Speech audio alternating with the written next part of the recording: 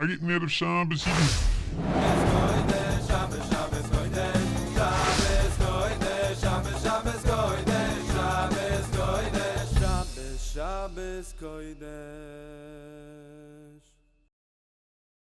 Welcome back, my dear friends, to another episode of Around the Shabbos Table. Today we are going to talk about some interesting news that's been unfolding here in Israel about some missionaries who infiltrated the Orthodox community here in Israel. And we are a project of the Intentional Jew podcast network. You can check us out on intentionaljew.com. If you are watching us and listening to us on YouTube, then please, and we know this, YouTube gives us this, and they tell us this, that more than half of the people that watch our videos are not subscribed. And the importance of subscribing is that it helps YouTube learn who likes our videos, who likes our content. It helps push it out to new people and people who would not discover us without YouTube. And it helps spread this idea and this concept that we're trying to create here and the mission of Around the Shabbos Table. So that red button down on the bottom, just press it, subscribe, super easy, free to you, good for us and good for everyone. So let's get around the Shabbos table. And so the news that's been happening and sort of been unfolding, it unfolded a month ago about this missionary couple posing as a Orthodox Chassidic rabbi even in Jerusalem. And it's fascinating. Just fascinating as it's unfolding. It has lots of parts and lots of pieces to it. The basic story for the listeners or those who don't know is there's this Christian missionary. His name is Michael Elk, and he changed it to Elkohen for his Jewish purposes, Chassidic purposes. He claimed to be a not only a Jew but a Kohen. His wife, Amanda Elk, also, she claimed to have been a daughter of a Holocaust survivor and a Jew. And they moved into the community and they were there. They had a yeshiva we use lightly, but they had a yeshiva for teaching people how to be missionaries and how to convert Jews. He was a mohel in the community, apparently. A sofer in the community. He wrote Torah scrolls and tefillin and mezuzos, and then he was exposed. Another wrinkle to the story was that his wife actually died. Amanda died of cancer a few months ago, and before they were exposed, and she was buried in a Jewish super Orthodox holy cemetery, a holy cemetery of Har Menuchot in Israel, in Yerushalayim. And that's creating, so there's a lot of questions around this. The question is, how did they get into Israel if they're not Jewish? So there was apparently forged documents to get them in. There's now the question of their children. What do their children do? And their children were being raised as, Orthodox Jews. Today I was listening to a podcast and where they were interviewing a woman from Beit Shemesh who was friendly with this Amanda Elk and was actually there with her on her deathbed. The last Shabbos she spent in this world before they were exposed, and just the going through the process and the story of that. And I think that this story. Oh, and then there's a cousin. There's a cousin as well. And he was also, introduced as a rabbi and as this, and apparently he as well is part of this group. So I think. Listen, I have just only because I haven't done all the research, but there are just huge questions to me when they report that he was writing Sifrei Torah and people were buying mezuzahs, and there's a psak halacha that says that anybody that bought mezuzahs from him, the mezuzahs have to be thrown away, and anybody who bought tefillin from him, that has to be right. destroyed. And Mila, anybody who had a circumcision, has to have hatavas tambris. And I get the Piskei Halacha, but and the Piskei Halacha, I'm not arguing with it at all. But I'm just saying, are there really people that would have done that? Religious people, Yarei Shemaim that would have done that? But there was a fellow in Lakewood who was exposed, same kind of thing. And he was not recognized as a rabbi. He wasn't pushing himself off as a rabbi, but as an Orthodox Jew trying to learn the nuances of the Orthodox community, and then eventually they figured out that something was wrong. Because it's not hard to figure out that something's wrong. I want to tell you an amazing story. Well, before we get to the story, can we, just on these two stories, just the one you said in Lakewood and the one here, if you paint the picture, I actually think it is pretty hard because we're accepting to people who are chozrei b'tshuva, people who realize that they've perhaps made mistakes in their value systems, made mistakes in their lives, and wanting to take on a more stringent attitude towards Torah, God, and Judaism. And we're pretty accepting to that. We let them into our homes, we let them into our shuls, because that's this again is a value of ours, that we believe in that, and we believe in them, and we believe in makom shabali tshuva omdim, that the place where they stand, that the repenters stand, is greater than perhaps others, even tzaddikim gemur. So we believe that. This is not some a book on how to do outreach and we believe that they're good people. No, we really, really deep down, the rabbis and Chazal and Torah teaches us that this is our attitude towards them. And we invite them to our houses and we try to teach them Torah, but we would never buy a pair of tefillin from them or a mezuzah from them. As if there are holes, the holes are apparent. You have a conversation with a person for 3 minutes. You can see the holes, no matter how much this guy learned, and no matter where he might have went to learn. There's still, especially if he's selling tefillin and mezuzahs. You mention one of the halachas. You ask him a shaila. One of the detailed halachas of mezuzah or tefillin. You can knock the guy out of the water. I mean, it's that's why the whole story is just. I'm not saying I don't believe it, chas v'shalom. I'm just saying it's odd. Who really bought into this guy? It doesn't have to mean that he sold. Meaning, putting your head into your rabbinic position, you being a rav of a community, and myself just being part of an Orthodox community. So it's not that he has to sell to the strictly Orthodox, because we have our people, we have our things, but he can sell to the quote unquote low hanging fruit, to the people who. Maybe buying a pair of strictly halachic tefillin is expensive. It's $1,000, $1,500. It's expensive for the bar mitzvah son. So here's this guy, Rabbi Elkohen, who's miyuchas. He's a kohen, and he's selling for $700, for $500, right? And those are the people he would sell to, perhaps. So I'm just saying, it's not necessarily that he becomes the mocher of Sfarim, and of Sefer Torah. He's making the Sefer Torah for the shul, but he's making his things and he's selling to low end people, and building up his reputation that way. I just wanted to establish that. I agree with you. I wanted to establish that it's not that he fooled Rav Yashiv, right? In other words, it's not that he fooled Grib. He did damage, there's no question, but it was to low lying fruit. And as we're going to talk about later, that might be the thing that we really have to be so incredibly concerned about.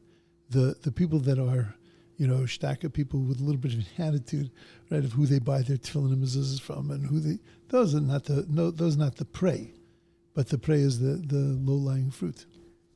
Right, and they just it's going to speak to the responsibility of us to make ourselves knowledgeable and be able to smell things out, all of us, that there should be no perhaps low-hanging fruit, and we should all empower ourselves with that. So that's going to be part of the conversation is definitely going to go there. So that's when you put your head in your mind into what they were doing, and what they were actually able to do, but also that to acknowledge that this was a long-term plan for them. They themselves, as being reported, they weren't doing any they weren't converting anybody. They weren't even doing any kiruv, for no, any kiruv in that sense, because they were really in this for the long term to build yeshiva, to build infrastructure where they can really do that. That also, it's illegal in Israel but this also paints a picture onto other things that are going on in Israel. But it is illegal to proselytize to minors, not to anyone. This was clarified by I think Rabbi Tovia Singer. He clarified this in one of his videos that it's not illegal to proselytize in Israel. Proselytize to minors is an issue, and to receive goods for I think something like that for conversion or something like that, it would be illegal. But so this guy wasn't doing anything to minors. He wasn't doing anything to anybody. I think the way they caught them was that his child was doing some work on somebody in school, and they started talking about Jesus in a Haredi school in Yerushalayim. So that sent out that, I'm surprised, because a Haredi school in Yerushalayim, like, I'm not even sure my kid would know if somebody said to them, no, that's not true. If somebody came to my 8-year-old and said, if a kid in school came to my 8-year-old and said, there's a Jesus too, it's not just Hashem, she would come home. It would rock her world. She would tell me right away, because we talk about Hashem, Hashem, Hashem, and then there's somebody else in the picture that would totally, yeah. So I could understand why that would rock, a Haredi or an Orthodox community in Yerushalayim, totally. So, I want to explore this on two areas. The second area being what to do with this, and how can we strengthen ourselves and our beliefs and our openness and acceptance to Baalei Tshuva, and not to get rid of that, because that's important, where that should be and how we should not change our attitude, without changing our attitude, how we can deal with this. But I also would love to explore your experiences as a rabbi. I know I myself remember signs being changed of our shul, and a lady with oranges. I have these pictures in my head also of growing up, and these things were always being at Israel parades and being really attacked. That one.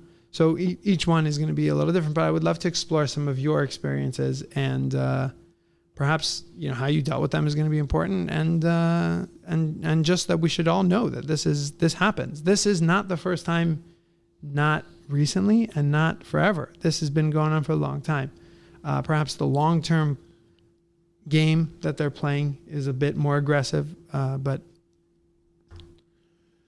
Satya, my first blush that I had with this was when I was in Ner Yisrael, and we went to Levering Hall in Hopkins, and I remember seeing a pile of brochures, and very, very, very attractive, very high-end, classy, glossy.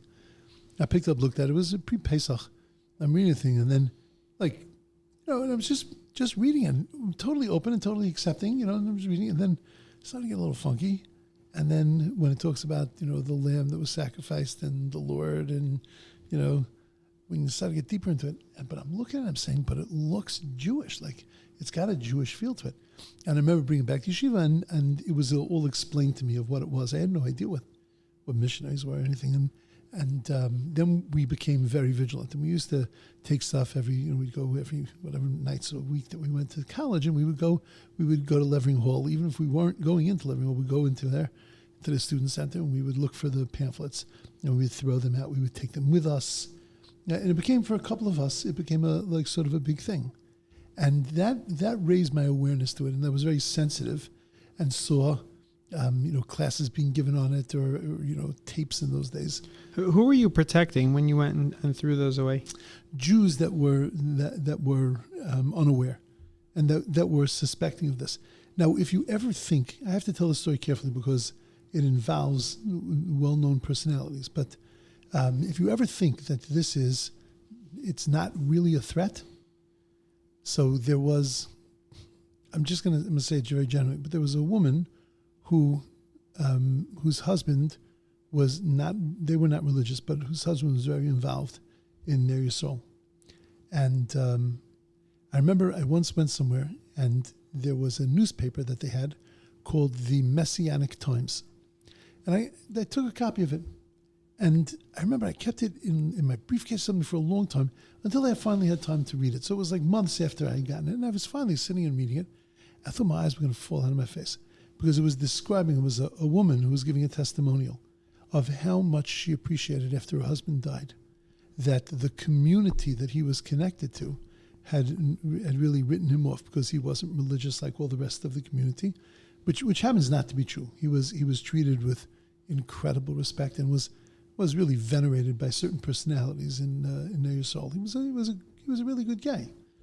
Anyway, she felt very alone. There was a neighbor in her building that introduced her to Jesus and to a community of people, and she was writing a testimonial about her new life as a born again, whatever it is, messianic, and and she was just a nice, normal lady.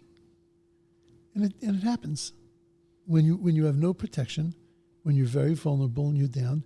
It really does happen. So throwing these things out to protect people was really a big thing. We felt like we were doing something chashuv. We didn't even realize how chashuv it was until later when I read this article and I started to see what's happening with this. And I remember went to AJAP and the AJAP convention, they had some stuff about this, and I'm thinking, there's probably more important things to worry about. And then, started to experience things myself and realized that this is really critical. College campus, it's a really big issue. Well, so are they? There's like different. I'm feeling different. Strategies. Are they always going after the college students? Maybe less knowledgeable Jews, but yet proud Jews. But are they going after those? Or are they going after knowledgeable, Orthodox? Because I remember when we were at an Israel parade, which I mentioned before, and they come, they find you. Now I don't know if they find you or you find them. I find them. Okay, so because you let them fight with you and not anybody else. That's the theory. At those things, I often hung around the back.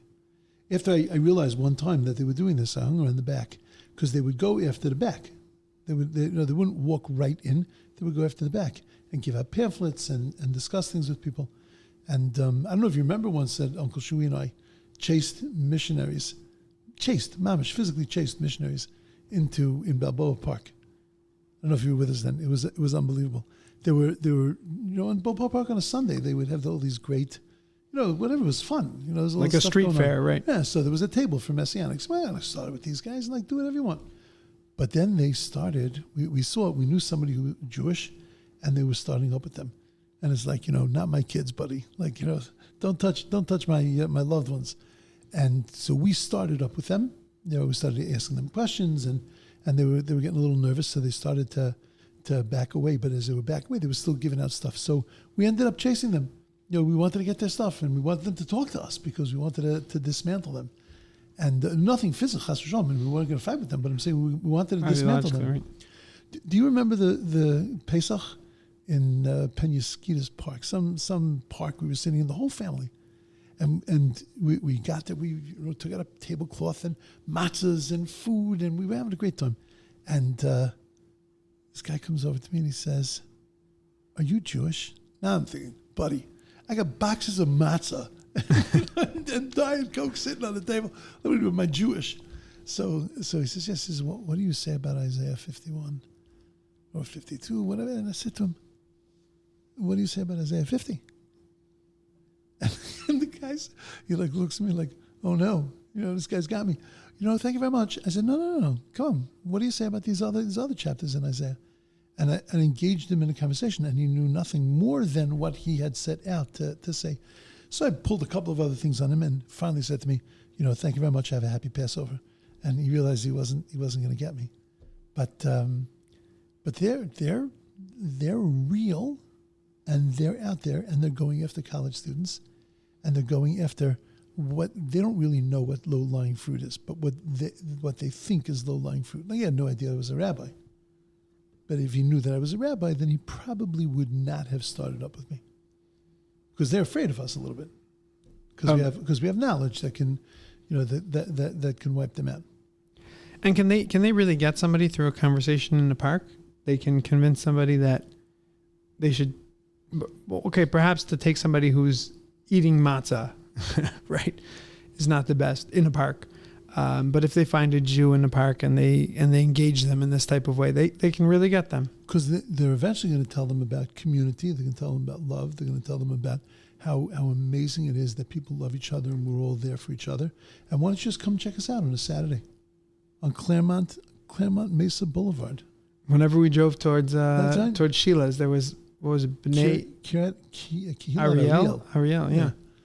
Yeah, that's funny. When I heard the first time I heard that a shul was called Kilat Ariel, I said, "Oh no, another Messianic place." Right, it's funny. It sticks in your head like that. That's Were they always like non-violent or non-aggressive, or did it get to times in shul that they actually did things that were aggressive? So we had a lady who one Friday night was, we had an NCSY Shabbaton. This was in the old shul, it was in the office building. So she positioned herself in the bathroom, and in the girls' bathroom, and she had gone into the boys' bathroom and put pamphlets down on the counter, which I never would have known about had somebody not come in and told me about, because unless I went to the bathroom, I wouldn't have seen it. And then she was in the women's bathroom, and she was sitting in there, and she was giving out things and talking to girls. And these girls weren't from, but they were freaked out a little bit. They still got a little weirded out about it. So the lady comes in. They knew talking Torah in the bathroom. Yeah. She comes into the shul after Dam. She comes over to me and she says, can I talk to you? So I realized there was, something weird going on. So I said, fine, talk to me. She starts to talk to me, and I had Yonah in one hand. Remember, I was holding on to Yonah's hand, and Yaakov was around. And she started talking about, Jesus and stuff like that. And I said, I sort of sent the boys away. And then I said to her, lady, we don't believe in Jesus. We don't believe in him as a Messiah. We don't believe him as a God, Son of God. We don't believe in any of that stuff. And I don't appreciate you coming in here trying to push that, because it's antithetical to our Judaism. So I'm going to ask you now very nicely to leave and not to come back. And she starts continuing, and I'll tell you a few stories like this where they continued. So I had to get a little tough, and I said to her, the door opens out, and that's the way you should be going. So we got her out. A few weeks later on a Friday afternoon, I'm sitting in my office, and there's a knock on the door. I already knew something was wrong, because do you know anybody that ever knocked on that front door in the office? Nobody ever knocked on the door. People just walked in. So she knocks on the door, opened the door, and I looked at her and I said, didn't I tell you to get out of here? And you're never allowed to come back here? And she said to me, well, she was a little nuts also, because she said, you have a transmitter in your head, and they're transmitting these, these messages to you. Okay, fine. So I pushed her out, and I said, I'm going to go downstairs and get security. You get out of here right now. Fine. A little while later, I went to the bathroom. I come back, and we had on the door, Gilat Adat Yeshurun in English. Adat Yeshurun. Big letters, ADATYESHURUN. So she took a red pen, and she went over the Adat, A-D-A-T with red, and then Yeshurun, Y-E-S-H-U, and the R she turned into an A. And it was big and really red. And for a little while, we were Congregation Adat Yeshua. It was pretty wild. She showed her face a few times, but she wasn't really effective because she was nuts. Right. There are times that the two are coupled where right. you can tell where their eyes are headed, and right. Socially they're perhaps off. She used to run around the supermarket. Remember, there was a very sweet lady. I won't mention her name right now, but a very sweet, wonderful, wonderful lady who she ran up and down the aisles trying to talk to her about Jesus. And the lady kept saying, get away from me, get away from me. And the lady came to me and said, I don't know, I can't go shopping anymore. I was really literally accosted by this lady. And it was just crazy. She was doing that for a while. And then eventually she disappeared. But I'm going to tell you the most scary. This woman shows up in shul. I don't remember exactly when it was. Sometime before Pesach. A woman shows up. She's wearing a skirt, long skirt, and a cardigan. It was a sweater. Dressed very tsanua, hair covered. She asked if she could hang around, if she could daven with us, and she could. No problem. She's come to Shachris in the morning. That's already like a warning sign. But she came. She's not from us. For Zikr, not Jewish. So she came. So she would come every morning. I noticed that she was davening out of the English side of the siddur. It didn't fit with her whole story. She said she lived in Yerushalayim, lived in Geula, and something happened to her apartment, and she had to move out, and decided she was going to take some time in America. Okay. every story, every interaction was like a little weird and was making people a little uncomfortable. But she was a very nice person. So somebody invited her for the Pesach Seder. Rightly so. She was, a Baal Tshuva from Jerusalem, kicked out of her apartment in America, didn't have much. Happy to invite her. So this person had a great shtick they did at the Seder. I really liked the shtick. He would go around, and he always had people that were not from and not connected, and he would go around to the people around the table and say, sing me a song from your childhood about the Pesach Seder. And this one would sing, some parody of Chad Gadya, and this one would, and it was great. The people loved his Seder. And then he turns to this lady and says, sing me a song. And she puts her hands together like this. And she starts to sing about Jesus in a manger. And bells were going off in this guy's head. Like there's really something wrong. Very soon after that, some students from UCSD came to me and said, Rabbi, you see that lady? We saw her up on campus giving out missionary literature. I said, guys, come on, cut it out. It's one thing to think somebody's weird, but no, cut it out. I didn't know yet about the Seder. So they said, no, she absolutely did. So I remember it was on a Shabbos morning. Never told you this story? Okay. Shabbos morning. Shabbos afternoon. She comes to us. She comes in for shir. We used to give the shir on the stones. In the old shul. Yeah, in the old on shul. the right, yeah. 40, 50 people getting ready for shir. She comes in. I jump up and I say, I want to talk to you. And I take her into my office. And I said to her, I understand that you've been giving out missionary pamphlets. She said to me, no, Rabbi, why would I do that? I would never do something. I said, I'll bring the students in right now if you want. But they saw you giving it out. It's not like somebody's just accusing you. They saw you. After a little bit of twisting and turning, she admitted that she was giving out things. I said to her, right now, I said, you're going to get up and you're going to walk out of my office and I'm never going to see you in our community again. And the woman gets a little emotional and she's, why are you doing this to me? I said, I'm not doing anything to you. You are a Christian missionary. You don't belong here.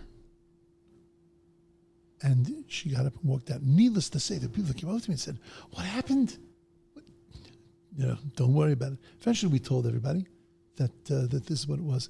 But it was so dramatic. And did she have an effect on anybody? I don't believe she did any damage. But nevertheless, was there potential for damage? There was tremendous potential for damage. And she was just a lady. No, by the way, she was from Jerusalem. She lived in Gula. There was an apartment in Gula. You can look this up. There was an apartment in Gula that was firebombed by the Vadat Tznius guys, right? By the zealots. But they firebombed it. They burnt the whole thing down because they knew that they were missionaries. Oh, fascinating. So I only found all this stuff. I only found that afterwards. I also found out that she was hanging out in another community that also chased her away, but they never bothered to call and to say, by the way, keep your eyes open. Is that the responsibility? Meaning they have to follow her and find out where she's living now? That's the question really that just goes full circle here because now where are these people from Yerushalayim? They packed up. They said this other family that was in Beit Shemesh, they literally overnight threw their stuff into a truck and left. Packed up the truck and moved to Beverly.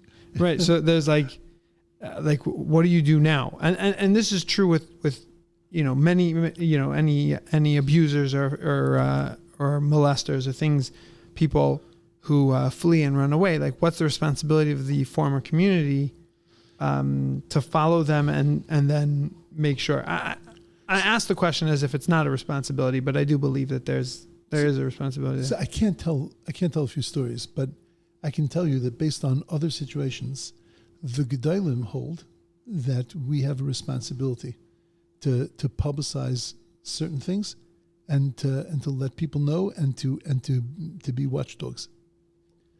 But yeah, I mean, there are in fact, many other stories of brushes with missionaries and things like that. And I think that brings me now to really, I think, an important point, which you asked the question: can they really do damage? And the question is, I don't think they could do damage to me and you. Although al tiftach, you can't believe in yourself. Right. But Al Tam and Batzmach. Yeah, Tam and Batzmach. But at the end of the day, do I really believe that that we're their target? No.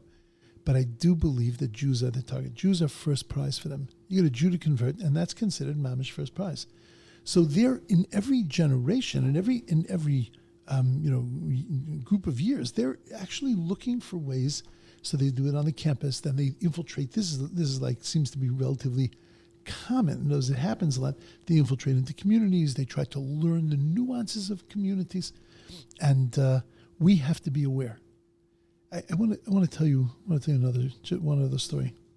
This one also have to be a little careful with, because it has to do with world personalities. But there was a very major personality in Israel that was collecting for a fund. I'll leave it all general, and was invited to San Diego to collect for a fund. He was promised by a certain pastor in San Diego $500,000. $500,000. They invited me to meet with the pastor, which I did. I actually brought him to a kosher restaurant at the Sheila's, and in our conversation, he was saying that he's giving $500,000 to Israel to do a billboard campaign, because it's such a crime, such a shame that there are young Jews that are so disconnected from Judaism. And he had a whole incredible plan of, if you plant billboards all over, and it's like invading their space, so then they might actually be motivated to learn more about their Judaism. I got excited about it. I thought it was like a brilliant idea. Right, somebody doing our dirty work. And you're paying right. for it. So I said, "Who's writing your content on your website?" So he started hammering on a little bit, and I said, I'm volunteering. I would love to write content for this. And I said, and there's, H.com, and there's Or Sameach. There's some really great stuff out there. And then the guy looks at me and he says, no, we're going to do this in-house. And that ton of bricks, like, I got it.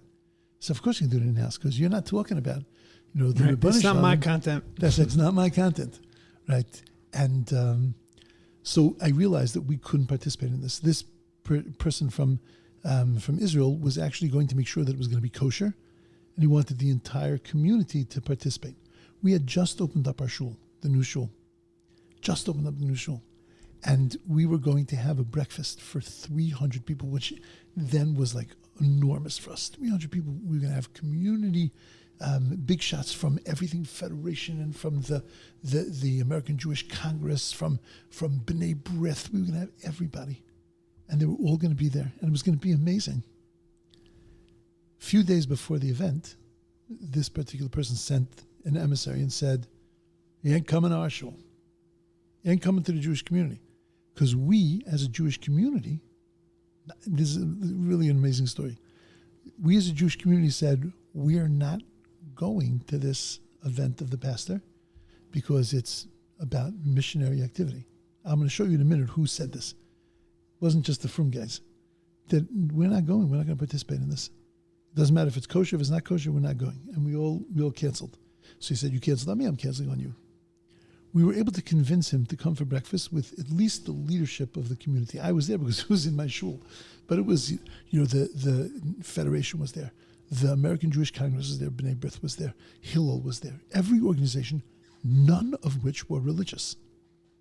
I will tell you that this was the most amazing thing I ever saw. The guy walked in. Not the pastor, this official. the official, right. The pastor was out of the picture. They sent, Hagee from Texas sent a representative to speak to me, because I'm the most apparent Jew in the place. So sent a representative to try to convince me for a different thing, to get Jews and Christians to celebrate Israel. There is B'nai Torah that are involved in this, but I spoke to Rabbi David. Rabbi David told me don't get involved. So when the guy came to see me, showed me this slick presentation, everything, I said to him afterwards, I said, I just want to know one thing. That night when the two of us are standing there and singing, Hot Tikva together, shoulder to shoulder, and we both have tears in our eyes because it's the most emotional thing we've ever seen. I said, what are you thinking in your heart?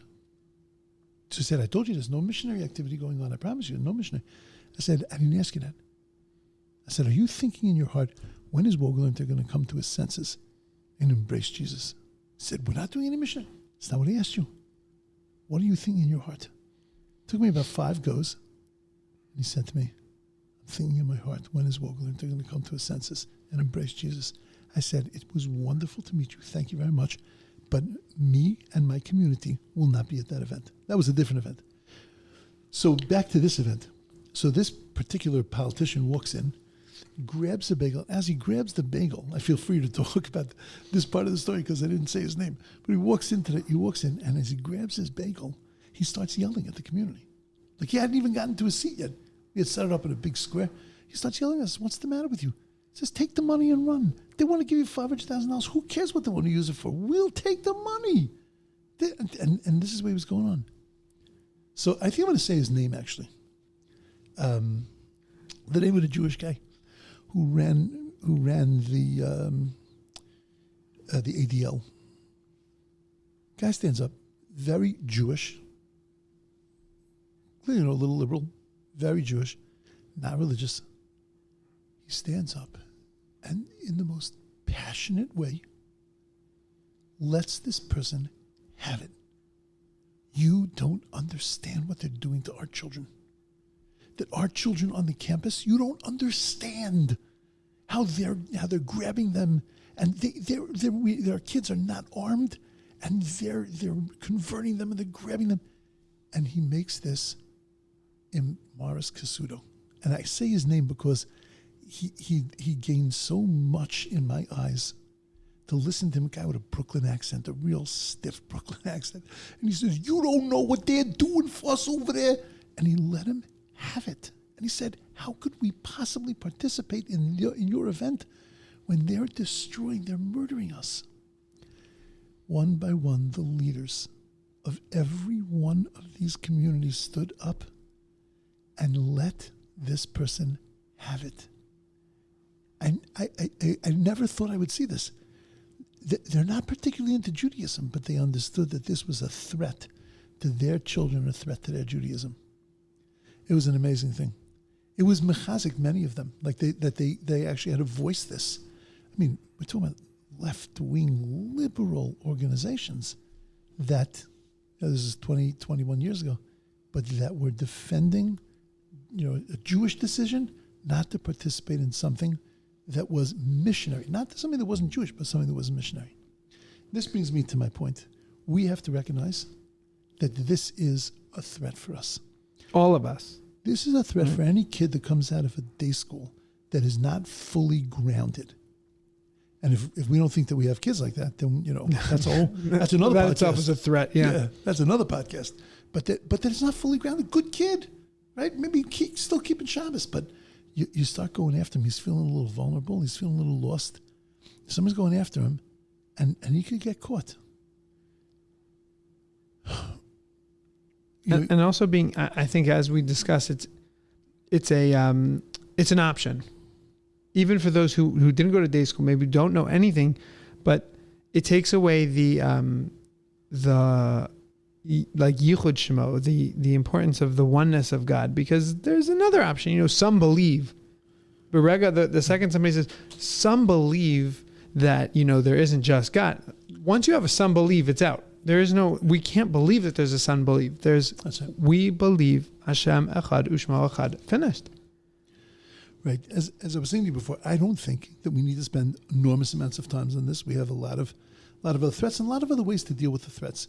In general, my theory is that the more beautiful we make Judaism, the less we have to talk about the things that are, things that are trying to drag us away from our Judaism. Right. If Torah is so amazing, we don't have to say that's not amazing. Because all I have to do is to show how amazing Torah is. But there is a certain amount of knowledge, and I believe that this knowledge everybody has to have. I think that it can come in, for people that know Torah, you could get it in 45 minutes. I think that for people that don't know Torah, it takes a few more sessions.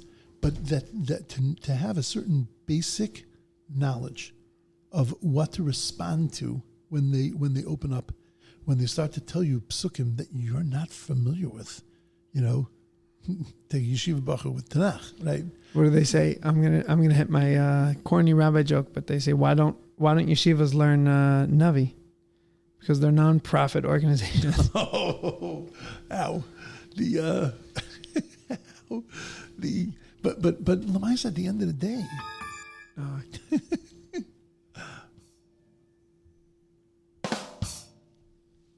Lamais, at the end of the day, it protects us.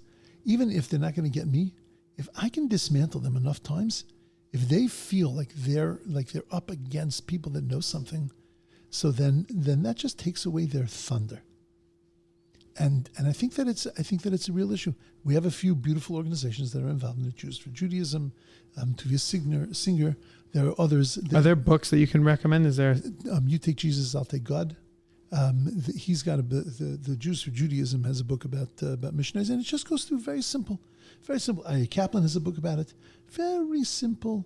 About I think it's the Messiah or something, but it's easy to do research on this and to get it's very well. simple. The hard part about the research is that they too call them when you see Jews for Judaism, it's scary because maybe that's just Jews for Jesus.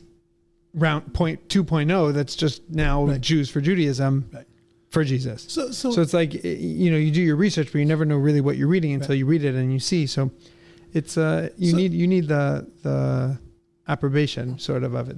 This is good and this is recommendation to read it. So I say to our listeners that if this interests you and you want to know more about it, then just contact me and I'll do the research for you. I just don't remember all the books. I have them in the house, but I just don't remember them all. And I did research on this a long time ago. I remember once I had a Bible, the new something Old Testament, the New Testament, and it was annotated and marked up, and it had all kinds of markers in it because I was studying in order to be able to Malashiv. I used to give classes up on campus in UCSD of just to arm people with some of the things that they should know things. When you talk about virgin birth.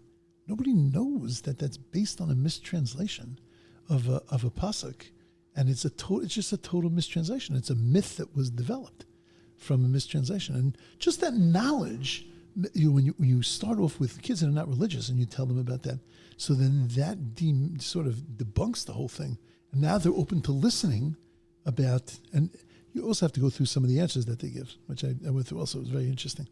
Of how the updates, like how did they answer it up? But be that as it may, I remember I had this Bible, so somebody was sitting on my desk. So I was very careful. Call the cops on this guy. Yeah, I was very careful to keep it in my bottom drawer.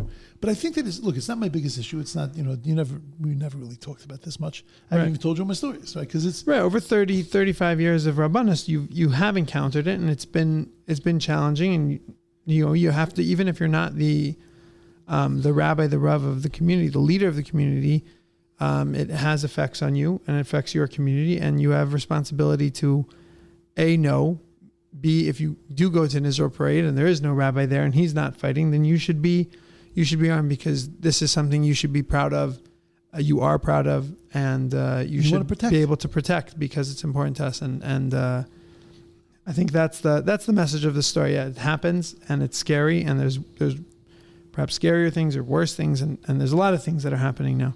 But I think as this thing unfolds, it's important to strengthen our own emunah and strengthen our own belief in the basic tenets of belief in God and in Judaism, and why these things threaten that.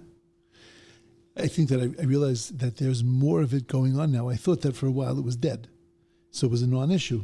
But I realize now that it's not a non-issue, and I think it's kedai for people to take the achrayus on themselves, to just become a little bit more aware. There's only 15 or 20 points that they have. And it doesn't take long to really become aware of them. And you can smell them when you hear them. When you hear somebody, even who looks Jewish, veering towards those verses, then okay, maybe we need to talk about this. Yeah, I think it's all part of protecting our Judaism, our Jewish kids, our Jewish future. It's part of that. I think that what you said before was very, very important, that we can't let this color the way we look at Bali Tshuva and look at every Bali Tshuva and say, that's a potential missionary. That Right. guy. You were once Christian, like, oh gosh, like Right. maybe this guy never stopped. And Right, but in the same token, just keep your eyes open. Just keep your eyes open. Listen for buzzwords that are still there. Now, sometimes they're still there because it's part of their culture, and it's very hard to get rid of that. But very often, when a person is sincere, let's say Christian Catholic, is sincere about their conversion and about their process, so then they talk in very wary ways about things. You can tell, but when you hear a little bit of a veneration of things, you have to keep your eyes open. That's all. okay, very good. Thank you very much. Thank you for listening, Daddy. Thank you for sharing your stories, and Pass the Chulent. We'll see you next week.